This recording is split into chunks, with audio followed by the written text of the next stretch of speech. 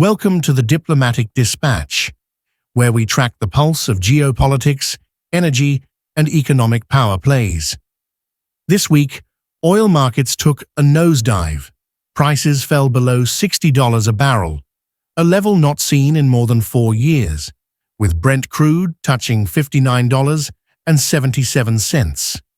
The shockwave, partly triggered by renewed global trade tensions sparked by former President Donald Trump's aggressive tariff moves, rekindling fears of slowed economic growth.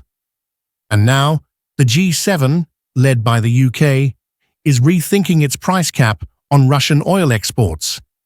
Currently set at $60 per barrel, that cap was meant to restrict Moscow's energy revenues without disrupting global supply.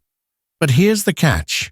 With oil now dipping below the cap organically, the restriction is looking increasingly meaningless.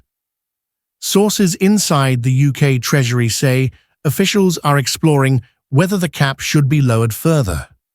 The goal? To keep the pressure on Russia's war chest, particularly as its economy leans heavily on oil revenues to fund its operations in Ukraine and beyond. The G7's mechanism was built on leverage. If the market price falls beneath the cap, that leverage erodes. But tightening the cap isn't without risks. Doing so could push Russia to further restrict supply, provoke volatility in global markets, or redirect trade flows to nations willing to bypass Western sanctions. At the same time, G7 leaders know that inaction sends a message of weakening resolve.